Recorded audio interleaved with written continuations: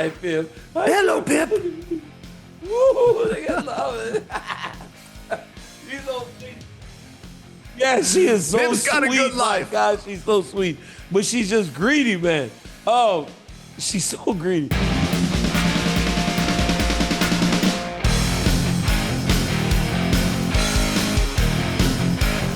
What's happening, guys? Welcome to another episode of Good Guy, Bad Guy. I'm Chael, he's Daniel, and partner, if I may begin, my daughter is a legend, at least for the moment. So I was out of town in Las Vegas with you last week. Some boy had a stick. It was recess, and he was kind of messing with the stick. One got away from him. As I'm told, they were all just playing, but one got away from him, and he bonked a girl with the stick. My daughter responded with a right cross. The kids on the playground, though, have given her credit like nobody gets in trouble. She just has become a hero. So the teachers call home. It turns into a whole thing, but she could not wait to get to school today because apparently so many people are building her up currently. I got to tell you, I'm a little stuck on how to respond, but that's Chael, what's going on at the Sonnen Sonnen legend. house. She's got street cred now. She runs West Lynn Elementary. And let me tell you something. There's nothing better than when you're like in like that age group of school and everybody respects you. It's the absolute best. And what a savage. And it'll stick around. You can carry that for a couple of years, right? Chael, you know what's funny? It's like, did the teacher say anything to the effect of, I know she comes from a family of fighting or any of that stuff? Did they? Did they? Oh, yes. I'm sorry. At other times, yes. We had to go in one time because my son wrote a paper telling the teacher that his father is a bad guy. And the teacher tried to keep him after and go, no, he's not a bad guy. Let's talk about this. And so we kind of had to have this experience like, he's the bad guy. Bro, yes, he is. Okay. Yeah, they say, I know he comes from a family where it's fighting, so we're worrying. Like, no, let her kick that boy's butt because he hit her with the stick. Great job, Priya. Great job. You're a legend now in West Lynn, and you deserve every bit of it. Chael, you want to know another legend? Chama, Alex Pereira. I mean, this dude, Alex Pereira, is crazy. Chael, the way he went at him, how could the first fight be so different from the second fight? I know all the things he said before, and you almost take that in with going, like, sure, excuse after excuse after excuse. But the guy said he was hurt. He said he was not at himself. And after what happened last Saturday, it's hard not to believe him. I will set this up as plainly as I know how to speak. This was the most underwhelming title fight of 205 pounds in a couple of years. The town was just not talking about it. Coming out the backside, they're gonna have a merchandise or a live gate or a pay-per-view record. They're just not. It was a necessary fight, and every now and then you have those. Daniel, coming out the back end, I have never been in a building that gave that kind of a reception. I could feel it myself. This was not only congratulations, I didn't know you could do that. Congratulations, underdog. Congratulations, young man, you're a world champion. It was inspiring. The older athlete, you tell me one time, and feel free to bring in the Lakers, bring in the 49ers, do any sport any way you want to do it. When 5 months removed with nothing to point to in between there except a little focus in training camp, you have ever seen a script flipped to this extreme, not to mention it got flipped to the older guy. I don't know that they're going to give Pierre credit for that takedown. Like, there's something that happens to get an MMA takedown. In every version of wrestling there is, one guy's down on his back, the other guy's on the top of him. If I told you Alex Pereira was going to take down and ground to pound Ankalaev, and by the way, he's going to do it inside of 2 minutes, you would have bet the house against me that I was wrong. You would bet anything to say he would not end up on top. But I mean, Ankalaev shoots defensively. The way Pereira went out to start the fight, it was almost like he heard everything everybody said in between. How when everybody was speaking of how he spent too much time backing up. He looked like he was a counter striker. His back was spent too much time against the octagon side. It's like he had taken all of that in the time away and went straight forward and said, I'm not going to take one step back. Let's see how you respond to that. I think for me, that was going to be the difference in the fight if Pereira was going to find success. What I did not believe, though, was that he was going to do it so early. I mean, the moment the fight started, he charged across the octagon side. And Chael, I think that Ankalaev might have had a false sense of what he was facing because of what he faced the first time. Every time he got hit by Pereira, the first fight, Alex was backing up. So even though he was getting hit, he wasn't taking the full power. And I think that Pereira's such a big guy that when he's on the attack, his presence is as daunting as anything. The power, the striking, everything. He's a huge guy. So his presence can be an issue. And it felt like outside of the power, Ankalaev fell victim to the presence because the moment Pereira did this, he did this. And that was the exact difference between fight 1 and fight 2. It was him going forward. This time Pereira went bam. He went bam, got stuck across the octagon side. Right hand, drops him. He tries to dive at the leg. Yo, Chael, that was the first time I sat and I went, I don't know that I like 12-6 elbows. Those were nasty, bro. Brutal elbows from the top. Bam. Bam. That was anger. And you have a defense. This is your simple defense. You bring both arms and you try to put them together. Yep. That elbow cuts right through. That little tiny gap right there that no boxing glove and no MMA glove can get through. That elbow will bust right through. You know, it's that elbows that you guys use when they're breaking boards and breaking concrete and in martial arts videos online. But that's what Pierre was delivering him. I was a little surprised that Ankalaev did not offer more of a scramble on the bottom. I thought his defense was okay. I was waiting for him to sit up into like an underhook Daniel and get something going. Yeah, Dominic, you have a point, please. I've heard please. that Ankalaev was having some rib issues going into the fight, right? That's what I've heard, and maybe that's why he didn't sit back into him. But, I mean, even if he wasn't having issues, you can't sit back up into those elbows. You're going to be hurt. I just wanted to say that because we like to have full transparency, right? We hear this, we hear this, we hear this. I heard that he had some rib issues, and so sitting up into him might not have been an option. But I think he was just hurt so bad, Chael, and he couldn't do it. So continue your point. Sure. And that's what Dominic Cruz said. Dominic Cruz said, Chael, I think you missed it. He said when they fell, when they got into that position, Pierre on the feet had first landed a big right hand. So we wiped the tape, we round the tape backwards, and sure enough, there's a big right hand that leads to that takedown attempt, to the sitting down, to the ultimately, turtle up position that Ankalaev was in. And I think that right hand, at least for me, it's not getting enough credit. I think that maybe some people missed it. I just wanted to offer it for the smart marks that watch this program. Crushed him. You could see immediately his face, his whole facial expression change. And anytime a guy kind of puts his head down and dives, Chael, you and I both know as guys that in this trade, we applied wrestling as our first line of offense, defense, and everything. When we're shooting and our head's down, it ain't going good. It's not going good if we're not trying to time a takedown. So when Ankalaev dove at him in that way, I knew it was over. It was such a brutal way to win that fight. And then he said and with all the bad blood and there will be no chama and all the trash talk, he's standing over him doing that weird little thing again. And you look at Ankalaev's face, you almost feel bad for him because you're like, my God, man, that turned out as bad as it possibly could because he completely got wiped out. And you know how hard that is? Because Ankalaev doesn't lose. He's so good that he doesn't lose. So for Pereira to do that to him in that way, bro, his legend just continues to grow.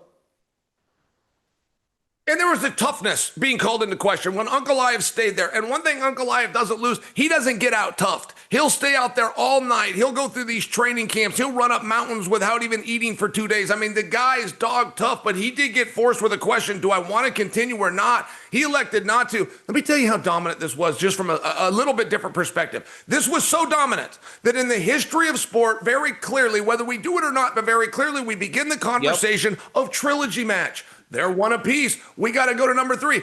Not only are we not having that conversation, we're looking at Prochazka, who is 0-2.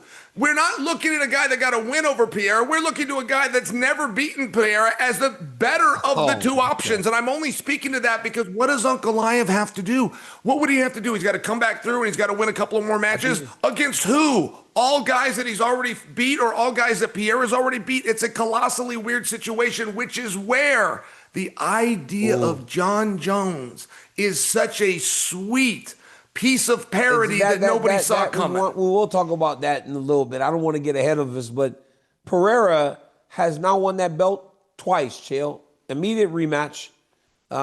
Izzy knocked him out in the immediate rematch, I think, when he beat Izzy. I asked Plinio Cruz, I go, what does it say about Alex to be able to have 7 months to prepare? Because remember, Chael, when he lost, he had been fighting and fighting and fighting and fighting. Every time someone needed a main event, they called Pereira. This time he was out for 7 months. Had time to recover all the little injuries and really focus. Because John Wood said last week, he goes, man, before that first fight, he goes, I travel the world with fighters. He goes, whether it's in Bellator, PFL, UFC, small shows. He goes, no matter where I was, Alex was there. He said every guest fighter appearance, Alex was there. He goes, and even if you think you're training in every hotel room around the world, you're not at home getting prepared for the fight. This time he did 2.5 months straight in Danbury. What does it say about Alex and his ability to prepare when he actually has time to prepare for a fight? Belief. Belief is one of these buzzwords people throw out with motivation and confidence and hard work. But belief is very real if you really believe it. Like, I watched Alex Pereira. I saw him in those hotels, and I saw that when he traveled around, which was a little too much travel, but he did have his coach with him. He did have his training. He did do 2 workouts a day. He wasn't skipping them. He was eating right. But he didn't believe it. He knew, I got to be buckled down. I got to say no. The number one thing that you will know in life if you're focused, are you saying the word no a lot? If you're saying no, if you're saying no to these invites, if you're saying no to these trips and opportunities, that's what focus is. And that's really what Pereira did. And whether physically he threw more punches in the gym, whether physically he sparred more, got more jump rope, or got more miles on the track, isn't overly the point. He believed it. He believed I now paid the price. He believed I said no and I sacrificed. And it was that belief that really came through, in my opinion. Absolutely the truth. Because you remember when we were doing other shows together, it'll be like a month or two where I wasn't working if we were fighting because you were saying, no, I can't do that. I can't be at work. I've got to focus on what I want to focus on. Chael, after the fight, Pereira, first off, gives a moment of silence for Jon Jones's brother, which was unbelievable that he did that in that moment, right? But then he goes to the post-fight presser, and when they were asking him about the future, right, he brought up Jones. He said, Aspinall, Cyril Gane, almost like deflected that and said, I want to fight Jon Jones. I mean, does this make it more likely that we will see Jon Jones back in the octagon, especially if it's against Pereira? I predicted for you, Daniel. I told you all week, and people were kind of looking down on me. I said, I don't think we see Jon Jones return against Aspinall. I think we see Jon Jones return against Pereira. And I said, and I don't think it matters if Pereira wins or loses. He becomes a heavyweight, and that match is so special for so many reasons. You and I understand to a little bit of a higher level what makes Jon Jones tick. And Jon Jones is not just a guy that loves the sport and he's going to show up and do it. He needs some certain reasons, but Alex provides those. By the way, there was one little piece of pushback when you and I spoke to Dana on Friday night, and we asked him this question, and Dana was just saying, look, size matters. As great as Pereira is, he used to be a middleweight. Have you seen Tom Aspinall? Do you know the absolute size of that man? But now that we're not talking about Tom Aspinall, now that we're talking about Jones, who Pereira probably weigh a couple pounds more, let me give you the hot take of the day. If I'm in Jon Jones's shoes and I hear this and I feel this buzz and there's this huge fight and it has all of a sudden got my interest, but there's no title on the line, I can fix that real fast. I can say, I will fight you, and I'll even find a world title, because it's going to be yours. I'll see you at 205 pounds. And if Jon Jones does that, my partner, we're having a very different conversation. Oh, chill. Oh, my God. I didn't even think about that. Now you can let heavyweight, because here's the problem with him saying no to those guys at heavyweight. it's a super fight, but what's it for? When you get those great names like him and Jones, you want it to be for something. So yes, 205-pound fight between him and Jon Jones would be amazing. And it gets rid of the idea that Jones is afraid of Tom Aspinall, right? Because now he's back at 205 where he's always been, and he's fighting the champion there. That makes all the sense in the world. But to have the two of the biggest stars in the UFC fighting at heavyweight, when the heavyweight title fight is being contested between two other guys, the champion and the number 2 contender, it just doesn't make much sense. But to have those guys fight at 205, absolutely. I don't think the title of baddest man on the planet needs to be officially on the line as the heavyweight championship, because I believe a strong number of people in the world, or at least people that watch that are more casual fans, will believe that they're seeing the two baddest men on the planet because they're the two best well-known big men in the world. And that's what ultimately will sell, right? Jones versus Pereira, the names, the champion. Doesn't matter the weight class, but 205 for the belt makes it even better. But Chael, what if it's not Jon Jones? Ulberg and Jiri both almost seem to be trying to tell Pereira to go up to heavyweight. I have never in my life seen anything like this. Dude, outside of when Izzy literally forced Pereira up to 205, when they said, well, you guys are 1-1, you're going to do a trilogy? He goes, I'm here, and he wants to go to 205. Where did Izzy hear this before anyone else? And then Pereira bought it and went to 205. Now it seems like Jiri, first off, I love Jiri because Jiri is so crazy, man. I don't know what Jiri was talking about with Megan. He told Megan, I don't know if you believe me, but I will find a way. After he had almost explained why they shouldn't fight a third time. It was crazy. And then Carlos Ulberg goes up there and tells him, I hear he's going to heavyweight. What is happening? Who wants to fight him, Chael? Who's it going to be if it's not Jon Jones? Well, let's start at the beginning. Apparently, it is not going to be Ankalaev. Let's just remove that. And there was a lot of cameras and attention put on Jiri, which is generally, if you're doing your detective work in MMA, there's some pretty good forecasting there. I don't want to be hard on Jiri, but I think he can handle it. He just had a tremendous victory. But the truth on victory is not, or on Jiri, is not only is he 0-2 against Pereira, both finishes, he's 0-2 in the rounds that he completed on Saturday night. He won a fight without winning a single round. To grab him and then make believe we can repackage him against the, arguably the greatest have ever done it, I think it's a surprise. I think that opens the door to Ulberg. But I listened to Ulberg's interview, who, by the way, starts by saying, I'll fight anybody. I've always been willing to fight anybody, whoever the UFC wants. And then he tries to narrow that and put it on Pereira. And it's like, well, you gave me a little bit of a mixed signal. You just said anybody and it doesn't matter and you're not afraid. And then you tried to narrow it down to one guy. I think those guys do have inside scoop, and I think they're getting it from Pereira. I think that Pereira has put the word out, I want to be a heavyweight. Dana historically does not love the idea of letting a champion leave a division. But with that said, he's made 2 exceptions just in this calendar year. He made it with Ilia Topuria. He made it with Islam that's coming up. Pereira is a little different, man. He's done everything, and now he's done everything twice. I think if he wants to pick a move, it is wise of the boss to say, look, Tom Aspinall's a big animal. But right now, right here on Good Guy, Bad Guy, we're not discussing Tom Aspinall. We're discussing the GOAT. And there is no reason to ever act as though there's a fight too big that doesn't make sense for Jon Jones. That young man qualifies for any idea anybody's ever had. Yo, Pip is going crazy right by my feet.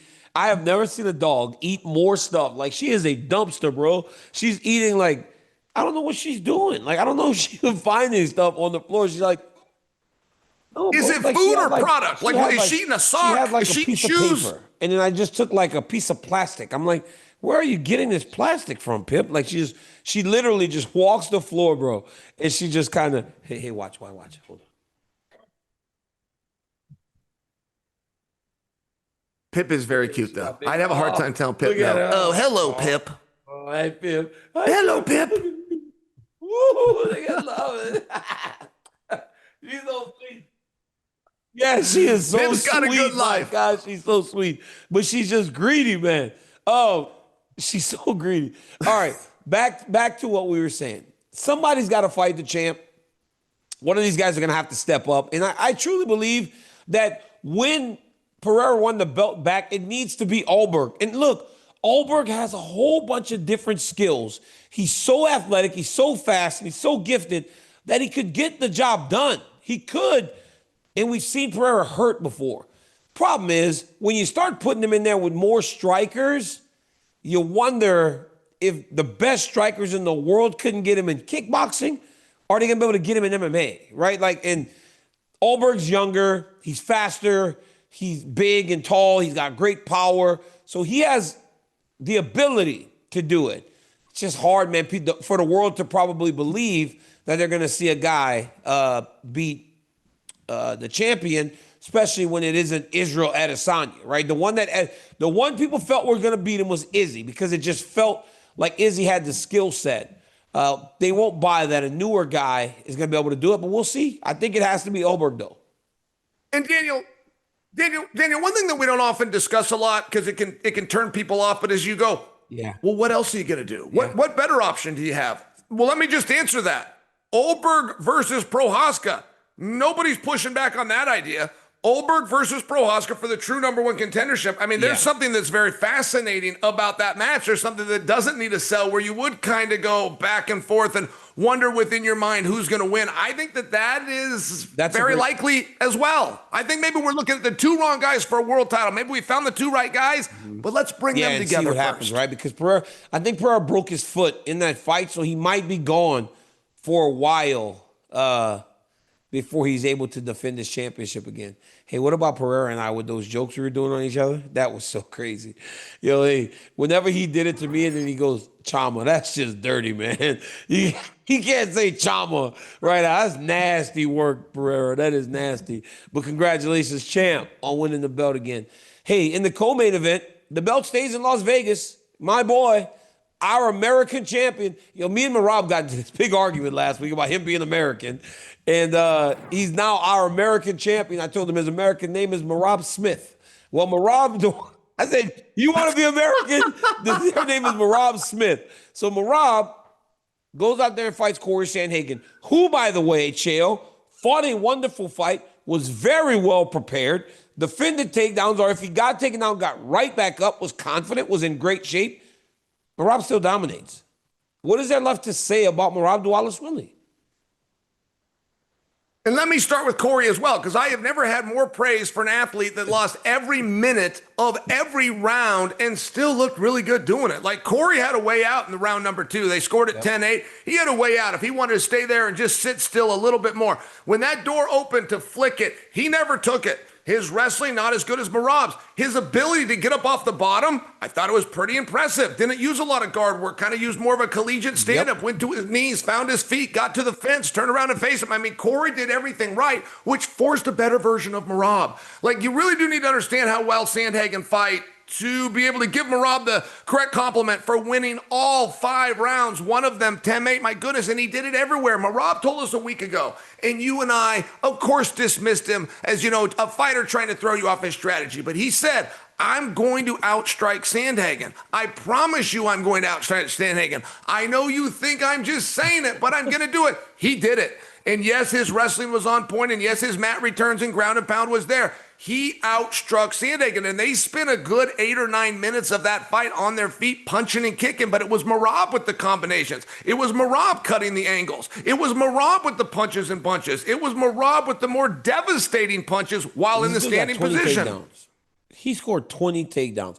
When Khabib got 22 takedowns, by the way, mat returns aren't takedowns, but if that's what we're calling them, Chael, he did that 20 times. And when Khabib got 22, I was like, that'll never be broken. Nobody will ever come close. Merab got 20 takedowns in that fight, man. He shot 38 times. The amount of attempts that he is taking in a fight is so ridiculous. I don't think people even understand, Chael, how hard it is to do that. When they would watch us and go, oh, man, well, your style was fun, though, DC. You would wrestle, but it was different wrestling. I go, because I didn't have to do it much. I was getting a takedown, and guys were spending time on the ground.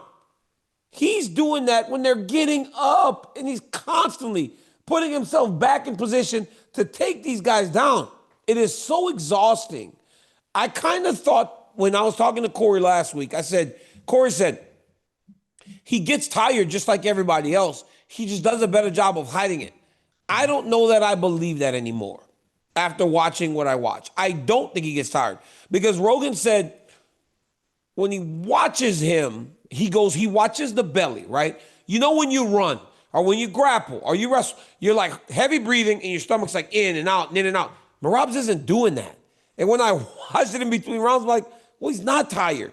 He's in the shape that is advertised. I know it sounds impossible, but it is. And I believe without a shadow of a doubt, look, man, all credit to the greats. Dominic Cruz being the one that I believe was the greatest bantamweight of all time by far when you combine everything he did in the WEC and everything he did in the UFC. There is no doubt in my mind that Merab Dvalishvili is the greatest bantamweight that has ever fought in the UFC, Chael. And I don't know, you know the history of the game a little better than me. But from my eyes, I've never seen anybody better in this weight class. That weight, the pacing, the way he has made a weapon out of pace. Randy Couture was the first to do it in our sport. That was kind of the Dan Gable idea, but Randy brought it to MMA. Passed that torch to St. Pierre, who passed that torch to Khabib, and now you've got Merab. I mean, I'm mentioning the absolute most elites in 30 plus years of watching this, but they can just do more than you can. They can just throw more than you can. Fighting ultimately is a dance in that one person leads at a time. Both guys can't be leading. One guy's got to be protecting, then he comes on his offense, and you pass this back and forth, which you have to do unspokenly because nobody has the cardio to go 25 minutes in that direction until now. Merab does do that. I heard Joe's analysis of it. I can't challenge him. I think Coach Cal and an Aerodyne with a couple of bands might be the only way that you and I find out what Merab's actual limit is, because there's not something within MMA that's going to get him to his breaking point. I swear to God, I would love to see how hard he would have to try to push Merab to, and I don't want Merab to go when he's out of camp. I want Merab when it's like a week or two before the fight where he's in phenomenal shape to see his max, to see his limit of his push, because I don't know that anybody has ever pushed Nagaraj like I think he would in order to whatever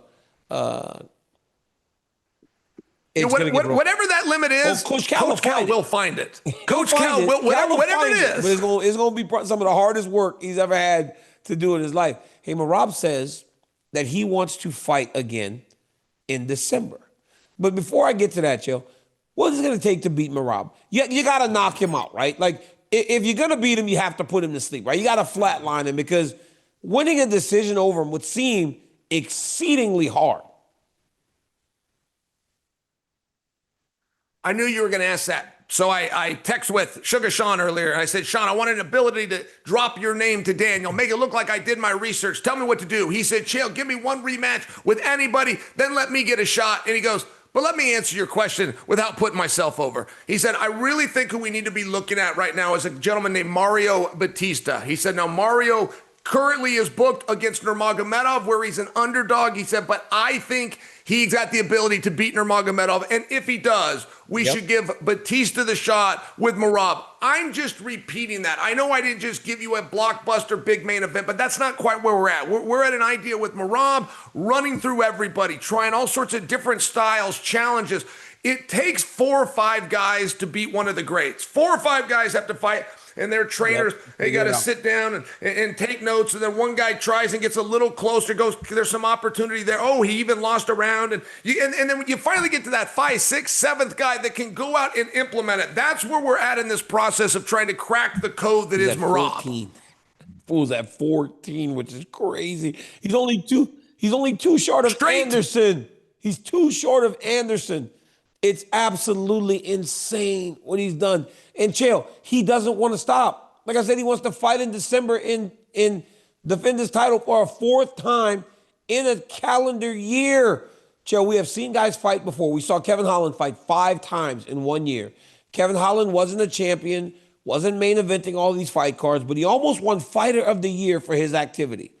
If Merab wins or fights a 4th time and defends that belt, is this the greatest fighting year we've ever seen? And it's not 12 months just 12 months, July to July. I'm talking from January to December. This dude have fought 4 times and defended the belt 4 times. Would that be the greatest year in MMA history?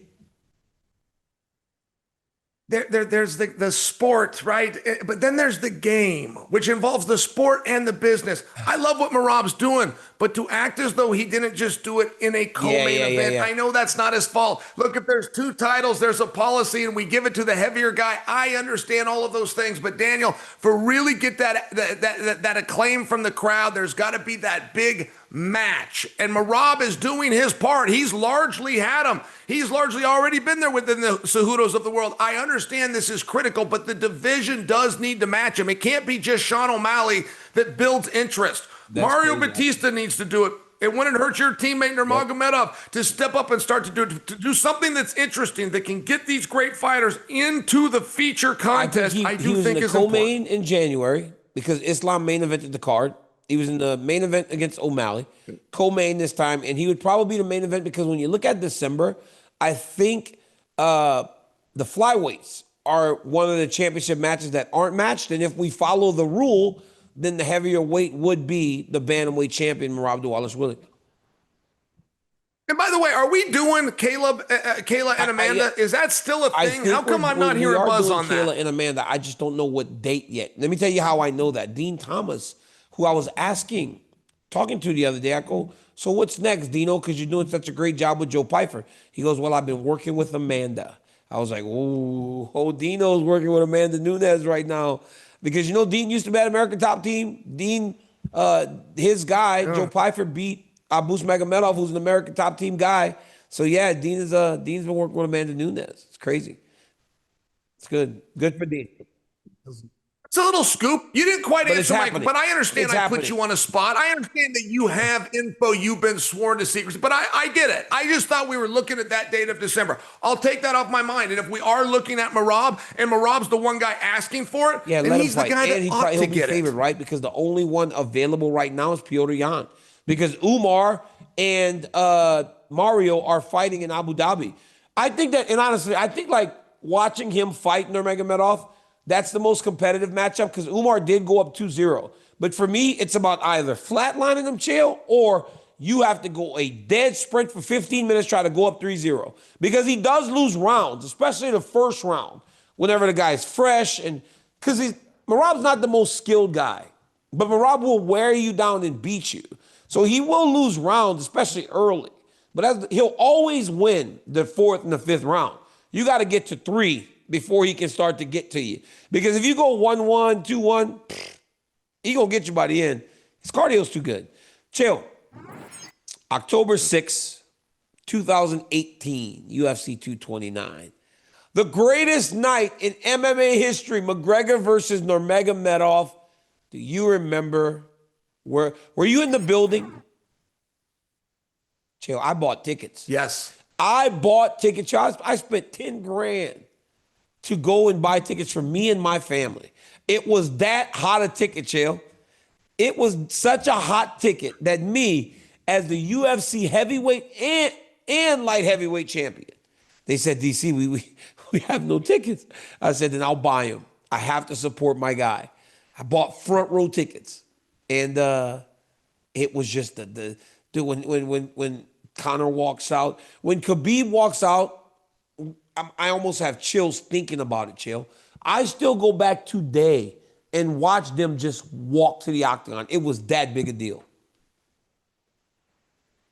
It was very clear going in that Khabib was the better fighter and he was the more disciplined fighter and it was going to be his night. But Daniel, if you followed the week that was, if you followed the press conference, Conor McGregor could sell ice to a freezing man. There was no way to count him out. He walks out there with a confidence that you can't hide. Borsari adds this smoke element. So now Conor's doing the smoke. He's in the middle of the ring. The referee's trying to push him back, and Conor's doing his big bow. I mean, it was just one of these epic moments where we completely ignored Khabib, who, by the way, was the favorite of the fight. But you know, it's one of the things that was so special. Then Khabib has the big shot that lands. He does more damage with a punch than Mayweather was able to do to Conor. There's the talk. There's back and forth. There's the antics with Dylan Dennis afterwards. They had to get get cover to the governor and get the governor out of the building. I mean, all hell broke loose. Putin's on the telephone. Dana's refusing to put the belt around the waist because he thinks that's going to make things erupt even more. They never give Khabib his glorious moment.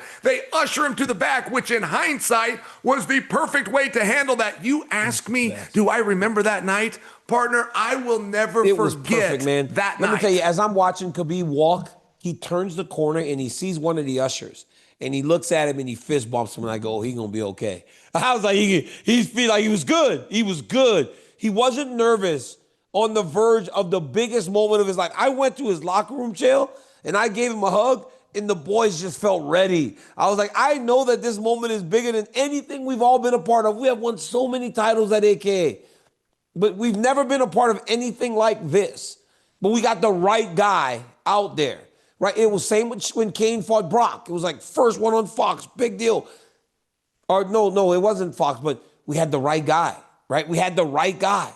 And it was like Khabib was just right for that moment, man. Because you needed a guy with a steel trap of a mind. Conor was not going to get in his head. From the Dolly incident to the insults.